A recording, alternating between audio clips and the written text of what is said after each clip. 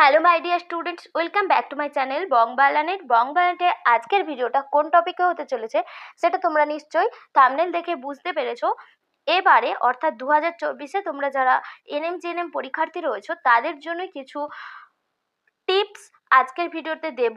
কি কি পরীক্ষা হলে করা উচিত, কি কি করা উচিত নয়, এবং তোমরা কি কি ডকুমেন্টস সঙ্গে করে নিয়ে যাবে, এছাড়াও কি করলে তোমরা নেগেটিভ মার্কিংটাকে এড়াতে পারবে, এই সমস্ত বিষয় নিয়ে আজকের ভিডিওতে আলোচনা করব। তোমাদের জন্য ভিডিওটা খুব গুরুত্বপূর্ণ হতে চলেছে, সেজন্য তোমাদেরকে বলবো স্কিপ না করে পুরো ভিডিওটা দেখো।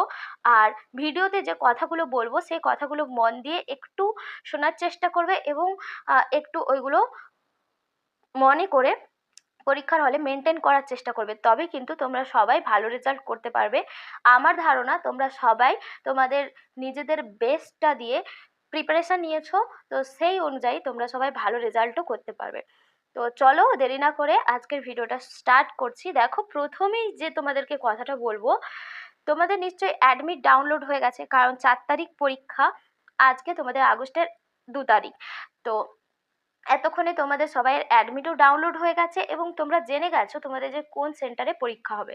তো সেই জন্য তোমাদেরকে প্রথমেই যে কথাটা বলবো, এক্সাম সেন্টার কোথায় পড়েছে সেই জায়গাটা যদি না জানো, তবে বাইরের কোনো বন্ধু বান্ধব বা কোনো সোর্স থেকে সেই জায়গাটা কোথায় বা কতটা দূরে তোমাদের বাড়ি থেকে যেতে হবে সেটা কিন্তু ভালোভাবে জেনে নাও আগে। কারণ তোমার যেতে কতটা টাইম লাগবে সেটা তোমার জানাটা খুব গুরুত্বপূর্ণ। তো সেটা যদি জেনে যাও তাহলে সেই মতন সময় নিয়ে বাড়ি থেকে বেরোবে পরীক্ষা দিতে। কারণ অনেক সময় কি হয়, আমাদের অনেক সময় বিভিন্ন কারণে গাড়ি জ্যাম থাকে, অনেক সমস্যার মধ্যে আমরা সমস্যা ফেস করি। পরীক্ষা দিতে গিয়ে যদি এই সমস্যাগুলো আমরা ফেস করি এবং হাতে যদি তখন সময় না থাকে, তখন কিন্তু আমরা খুব লো ফিল করি বা স্ট্রেস হয়ে যায়। তো সেই স্ট্রেসড অবস্থায় যখন আমরা পরীক্ষার হলে ঢুকি, তখন কিন্তু আমাদের জানা কোশ্চেনও ভুল করে আসার, ওই স্ট্রেসের জন্যই কিন্তু ভুল হয়ে যাওয়ার সম্ভাবনা অনেক বেশি থাকে, অনেক চান্স বেশি থাকে। সেই জন্য সবসময় কী করতে হবে, স্ট্রেস অবস্থায় যাতে না পড়ি আমরা, এবং সবসময় সেই জন্য সেই মতো টাইম নিয়ে বেড়ানোর জন্য তোমাদেরকে জায়গাটা কতটা দূরে এক্সাম সেন্টারটা সেটা ভালো করে জানা দরকার। সেই রকম টাইম নিয়ে হাতে বেরোবে, যাতে পরীক্ষার হলে অন্তত 1 ঘন্টা আগে পৌঁছে যাও। 30 মিনিট আগে মিনিমাম এক্সাম সেন্টারে প্রবেশ করে যেতে হবে, এটা তোমাদেরকে বলে দেওয়া আছে। কিন্তু আমি বলবো তোমাদেরকে 1 ঘন্টা আগেই তোমরা চেষ্টা করবে সেন্টারে পৌঁছে যাওয়ার। এবার সেখানে গিয়ে তোমরা চলে যেতে পারলে কিন্তু তোমাদের আর অতটা স্ট্রেসড ফিল হবে না। কিন্তু যদি দেখো রাস্তায় জ্যামে আটকে গেছো, সেই মুহূর্তে তোমাদের যে অনুভূতিটা হবে সেটা কিন্তু খুব একটা খারাপ বাজে প্রভাব ফেলে, যেটাতে পরীক্ষাতে কিন্তু প্রচুর খারাপ হয়ে যাওয়ার সম্ভাবনা থাকে। সেই জন্যই বলছি মাথা যাতে ঠান্ডা থাকে, কতটা দূরে পরীক্ষা পড়েছে সেই হিসেবে সেই টাইম নিয়ে 1 ঘন্টা আগে যাতে পৌঁছে যেতে পারো সেন্টারে, সেটা দেখবে। এর পরের যে জিনিসটা গুরুত্বপূর্ণ সেটা দেখো, প্রয়োজনীয় ডকুমেন্টসগুলো তোমরা কী কী নিয়ে যাবে। প্রয়োজনীয় ডকুমেন্টসের মধ্যে সঙ্গে করে নিয়ে যাবে অ্যাডমিট কার্ড। অ্যাডমিট কার্ড যেটা ডাউনলোড করেছো, তোমরা তোমাদেরকে বলবো তোমরা কালার পিকচার মানে কালার যে এটা অ্যাডমিট কার্ড সেটাই ডাউনলোড করবে।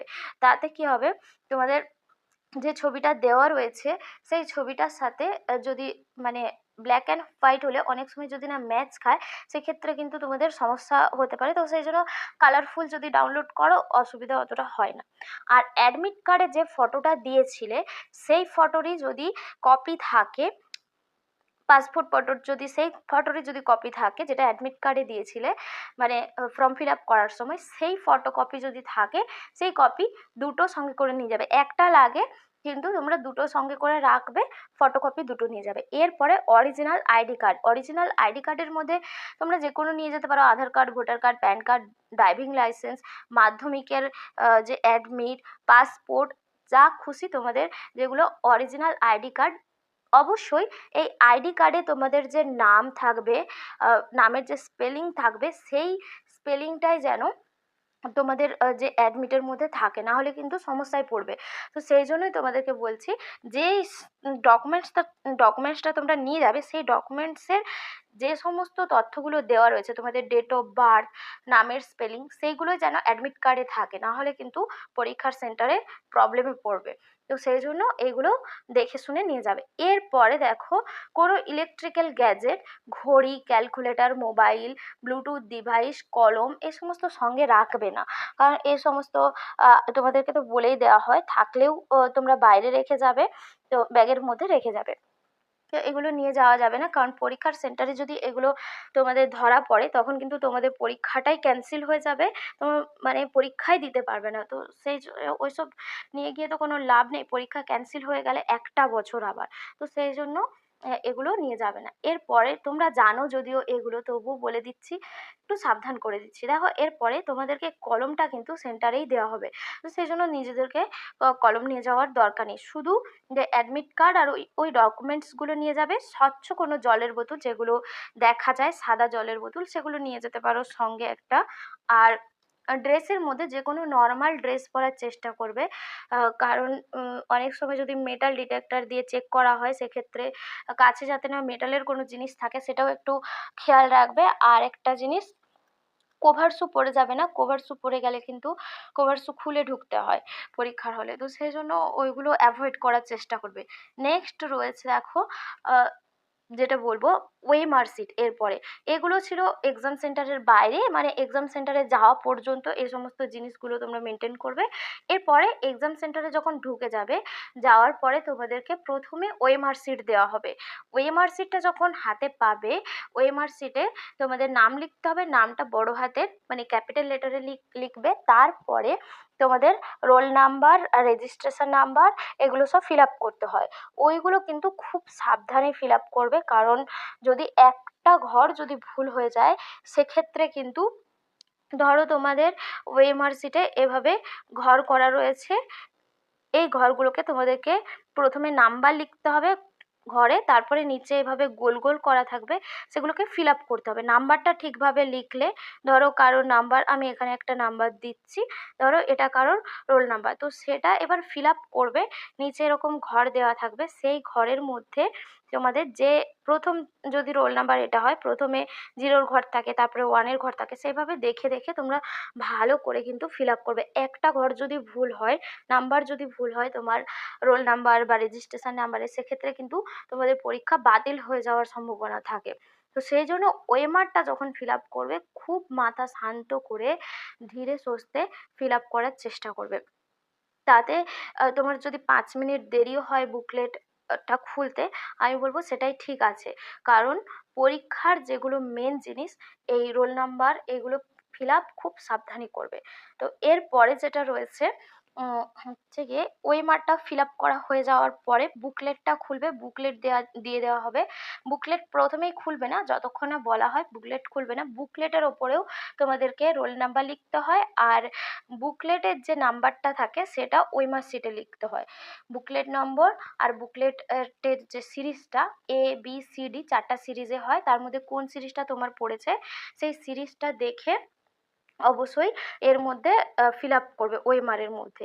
এবার এগুলো হয়ে যাওয়ার পর, আর এর আগে একটা কথা বলে রাখি, তোমাদের সিটটা যেখানে পড়বে সেখানে দেখে নেবে যে তোমাদের রোল নাম্বারটা ঠিক রয়েছে নাকি। না হলে তুমি যদি অন্য সিটে বসে পড়ো, সেক্ষেত্রে কিন্তু তোমার পরীক্ষা বাতিল হয়ে যাওয়ার সম্ভাবনা থাকে। তো সেই জন্য বলবো রোল নাম্বারটা ভালো করে দেখে নেবে। আর রোল নাম্বার দেখে নেওয়ার সাথে সাথে তোমাদের যে মানে বাকি যে জিনিসগুলো রয়েছে, তোমাদের নাম, মানে অ্যাডমিটের মধ্যে নাম, ছবি এগুলো ঠিকঠাক রয়েছে নাকি, এগুলো একটু চেক চেক করে নেবে। আশা করি অ্যাডমিট ডাউনলোড হয়ে গেছে, মানে তোমরা ওগুলো দেখে নিয়েছো। তো এরপরে যেটা বলার, মোটামুটি ওয়েমারটা ফিল আপ হয়ে যাওয়ার পরে এবার বুকলেটটা যখন খুলবে, প্রথমে চেষ্টা করবে ওএমআরের বুকলেটের যে কোশ্চেনগুলো রয়েছে, কোশ্চেনগুলোকে ফার্স্টে একটু পড়ে নেবে। কারণ দেখো, প্রথম দিকে যদি দেখো কয়েকটা কোশ্চেন কঠিন মনে হচ্ছে, সেক্ষেত্রে ঘাবড়ে যেও না। কারণ প্রথমের কয়েকটা কোশ্চেন যদি দেখো কঠিন রয়েছে, সেক্ষেত্রে যদি ওই কোশ্চেনগুলো নিয়েই বসে থাকো, এগিয়ে না যাও, সেক্ষেত্রে কিন্তু তুমি বুঝতে পারবে না যে পরের দিকের কোশ্চেনগুলো, বা পরে কিন্তু যখন তুমি নিচের দিকে যাবে তখন দেখবে যে সোজা কোশ্চেন রয়েছে, টাইম নেই। তো সেই জন্য তোমাদেরকে বলবো, প্রথম থেকে যখন কোশ্চেনটা পড়তে শুরু করবে, থরলি কোশ্চেনটা পড়ে যাবে। এবার পড়ে যাওয়ার পরে যে কোশ্চেনটা পড়বে পুরো কোশ্চেনটা একদম মনোযোগ দিয়ে পড়বে, কি বলতে চেয়েছে কোশ্চেনটার মধ্যে সেটা ভালো করে পড়বে। আর যদি সঠিক উত্তর জানা থাকে তবে ওএমআর এ দাগ করবে। কিন্তু যদি কোনো কোশ্চেনে কনফিউশন থাকে তবে ওই কোশ্চেনটাকে দাগ দিয়ে বুকলেটের মধ্যে দাগ দেবে, দাগ দিয়ে পরের কোশ্চেনে যাবে, পরের কোশ্চেন পড়বে, সেখানে যদি সঠিক উত্তর জানা থাকে করবে। তাহলে মানে তোমাদেরকে বলার এটাই যে সঠিক উত্তর যেগুলো জানো সেগুলো আগে করে নেবে, কনফিউশন যেখানে রয়েছে সেগুলোকে একটুখানি প্রথমের দিকে ছেড়ে যাবে। পরে যদি কনফিউশন ক্লিয়ার হয়, তোমার যদি মনে হয় যে এটার 90% আনসার এটা হতে পারে, সেক্ষেত্রে আনসারগুলো করার চেষ্টা করবে। না হলে কিন্তু নেগেটিভ মার্কিংয়ে তোমরা যতটা নাম্বার তুলবে সমস্ত নেগেটিভ মার্কিংয়েই চলে যাবে, সেক্ষেত্রে র্যাঙ্ক খুব দূরে হয়ে যাবে। তো সেই জন্য বলবো 1 নম্বরের কোশ্চেনগুলোর ক্ষেত্রে কনফিউশনের উত্তরে দাগ দেওয়ার দরকারই নেই। প্রথমের দিকে যেগুলো পারবে, যটা পারবে ততগুলোই কোশ্চেন আনসার করে যাবে। আর 2 নম্বরের কোশ্চেনগুলোতে যেটা সঠিক আনসার মনে হচ্ছে, যদি তাতে একটা অপশানও তোমার সঠিক মনে হয় সেই একটা অপশানেই দাগ দেবে, কিন্তু ভুল অপশানে দাগ দেবে না, তাহলে নাম্বার পাবে না। তো সেই জন্য যেহেতু 2টো বা 3টে অপশান ঠিক হয়, অনেক ক্ষেত্রে 4টা অপশানও ঠিক হয়, তো সেক্ষেত্রে তোমার যেটা মনে হচ্ছে ঠিক হবে সেটাই দাগ দেবে, আর যেটা কনফিউশন রয়েছে সেটা দাগ দেওয়ার দরকার নেই।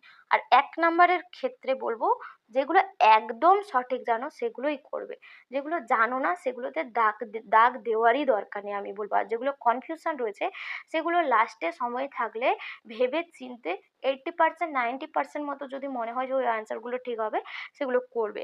তাহলে কিন্তু দেখবে তোমাদের কম কোশ্চেন করে আসলেও র্যাঙ্কটা, কম কোশ্চেন করে আসলেও ফুল মার্কস পাবে, সেক্ষেত্রে কিন্তু তোমাদের র্যাঙ্কটা অনেক আগে হওয়ার সম্ভাবনা থাকবে।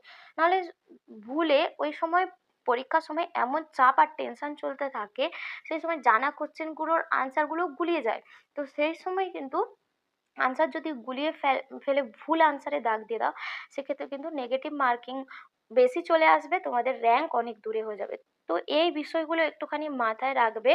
সেই জন্য বলছি ভুল উত্তরে দাগ দেবে না, না জানা প্রশ্নের উত্তর করতে যাবে না, যেগুলো জানো সেগুলোই ধীরে সুস্থে করে চলে আসবে। তাতে যতটা নাম্বার পাবে তাতে দেখবে র্যাঙ্কটা অনেক আগে হচ্ছে। তো এই বিষয়গুলো তোমরা মাথায় রাখবে, তোমাদেরকে এগুলোই বলার ছিল।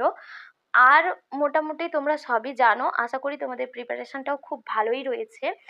তো সেই জন্য যেহেতু আর বেশি সময় পরীক্ষাতে বাকি নেই, আজকের ভিডিওটা শেষ করছি তোমাদের জন্য এই বেস্ট উইশেসটা দিয়ে। Best wishes for your exam, I am sure continuous hard work and determination shine through your answer script. তো অল দ্য বেস্ট প্রত্যেকটা স্টুডেন্টকে, সবাই খুব ভালো করে এক্সাম দাও। আজকের ভিডিও এখানেই শেষ করছি। ভিডিওটা যদি তোমাদের জন্য হেল্পফুল হয়ে থাকে অবশ্যই লাইক করো, কমেন্ট করে জানিও, আর শেয়ার করে দিও বন্ধুদের সাথে। আজকে ভিডিও এখানেই শেষ করছি, টাটা।